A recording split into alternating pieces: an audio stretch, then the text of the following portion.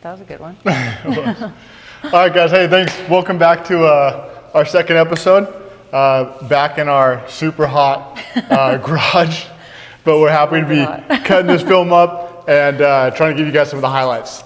Yep. Guys, so day 2 of the trip, we're recovering from Lacey going down the day before. Yep. I was a little nervous to see how she felt the next day, but honestly, not too bad.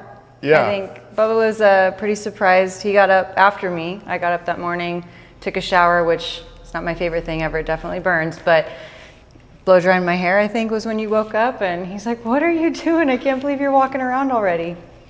I was feeling all right, so it wasn't too bad. Yeah, no whiplash, nothing. She's like, "All right, let's go. I'm ready to ride."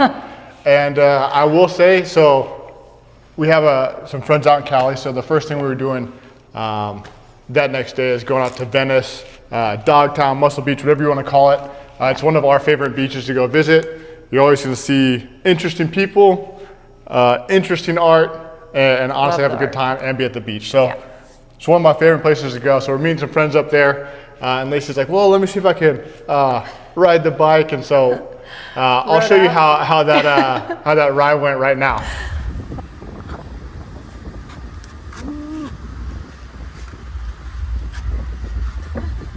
It was great. Honestly, the weather was beautiful. I had my little sundress on, wind in my hair. It was a great day. It was. It really was. Again, I'm going to show you some of the highlights from the beach real fast.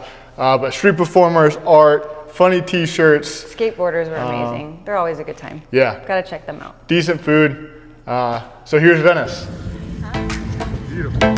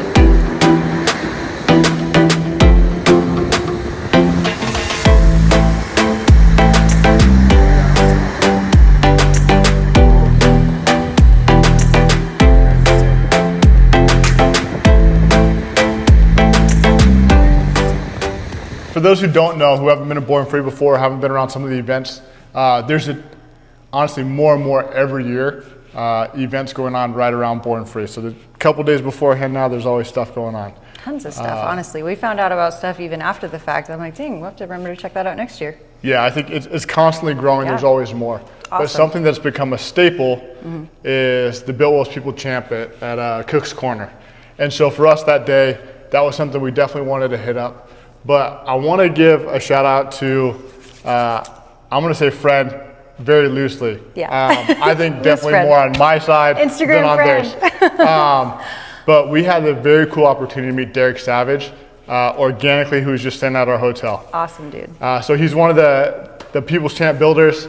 And do you want to tell a story or you want me to? What, when we were just walking out? Yeah. No, you go for it, but. Okay, yeah. So we're staying at the same hotel, we're walking out, we see a van, doors propped open, and as we're like kind of walking to the bike, I just like peek over, and I'm like, that's a blue knucklehead for sure. And we both walked by and we went, wait a second. Yeah, we see somebody just kind of tinkering on it, and I was like, you know, poked over, like, hey man, is this your bike?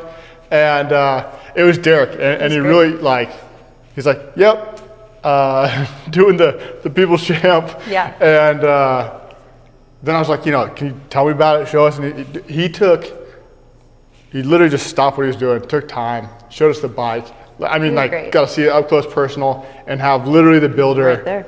share it with us. So I think out of the whole trip, this is one of my favorite highlights. I agree. And honestly, you don't see bikes like this very often. No, I mean, his craftsmanship was like next level. And some of the cool things Bubba's about to mention, but some of the cool things that he even brought up were friends' wives that have, you know, accessories or whatever you want to call it, really custom pieces that they added into the bike for him, which is really cool. I love to hear stuff like that, right? Like taking local artists or your friends that create really cool work and throwing it on the bike. Yeah, and so I think that was truly appreciated craftsmanship. Obviously, like something that these bikes have to do, again, for those who aren't tracking the whole event, they have to ride these bikes too. So not only is this a piece of art, it's rideable, it's functional, it's a solid bike too. Yeah. And one of my favorite parts is like there's a handful of turquoise accents throughout his bike. They're stunning. Turquoise So yeah, pants, like, clearly. we are. So like that just was something that spoke to us. We loved it. So anyway, that second day, we were able to meet him, talk with him, and have that like one-on-one time, which again for me very humbling to be able to talk to somebody, a builder of that caliber, and see their bike. So that was a huge highlight. That evening we went to Cook's Corner, and on the way up we got to see so many bikes. I think as we were there with my parents as well. So my dad first off notices Rooster's chopper, goes right over there, he's like, oh, check out this bike. And I was like, it's kind of like, it's a big deal bike, you know, like, and went into that. So that was really cool. But we got to see a ton of different things on the way up. Did anything stand out to you? Oh yeah, I mean, rows and rows and rows of beautiful bikes. There were some cool, very girly, right, like pink flames, but I think my favorite one, and Bubba will probably agree, is somebody had in their, like encapsulated in their gas tank, which I just recently, like today, saw another video of someone else that did this with a different creature, but it had a tarantula encapsulated inside. And I mean, absolutely, like we both double took, walked back over, we're like, oh my gosh, that's not like I at first thought this got to be like the coolest like airbrush I've ever seen. No, it was real, and it was just wicked cool. Like I wouldn't have never thought to have done anything like that, and this person was, I'll pop it in my gas tank. No, cool. Absolutely. So these small, every bike, especially in the chopper scene, right, is just so unique, and everybody takes the time to add their touches, something they think is cool, something that not only separates their bike, but separates them from other bikes like theirs. So it's something that it's a great event that really gets you in the mood for Born Free, but also as a standalone event is something that you really have to go to go see these bikes, be a part of the culture, to feel everything, and it's exciting. Yeah, I think it's cool. I think I'm obviously new to this entire community, but I think in the art world and mixed media, that sort of thing, I love that. But seeing what people used for shifter knobs or like adding chain details to different parts of the bike, that I'm like, how did they even think to do that? But it is so stellar, so amazing. I'm mind blown. Like we're walking around, it's great. So, yeah. So that honestly, that was a phenomenal event. We are super pumped to go. And definitely is something that like you have to do if you're making the trek out. Oh yeah.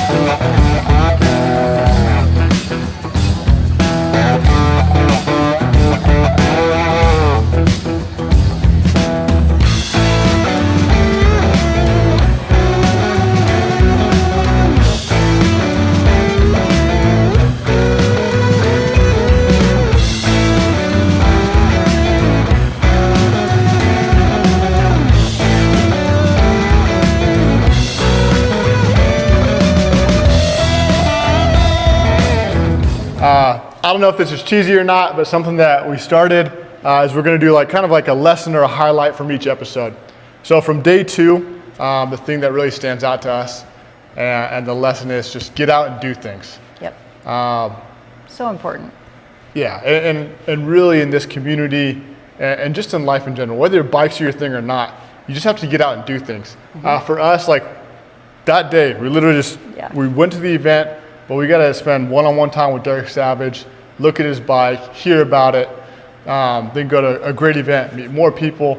The actual day of Born Free, we're out there meeting people, seeing new things, getting exposure to things that we've never thought of before, never seen.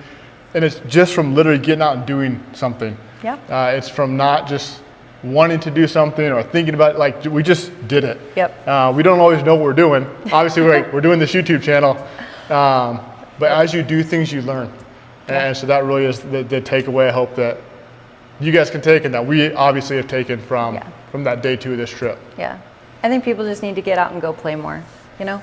Yeah. So often we're happy inside, stuck on our phones, scrolling, but like get out and meet people, can't beat it. No, and you know, far too often we plan too much and play too little. That's so also true. I think let's play and then you can kind of figure it out as you go. Yeah. Guys, with that, we thank you for tuning into our second episode. This one's a little bit shorter, but we hope you enjoy it. And guys, next week we're gonna go through our whole day at Born Free, talk about some of the people and cool experiences we had. Guys, it was a phenomenal day. So we hope you tune in for that. Yeah. And we'll see you next week. All right.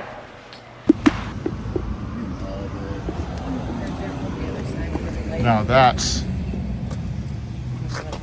a little toe job.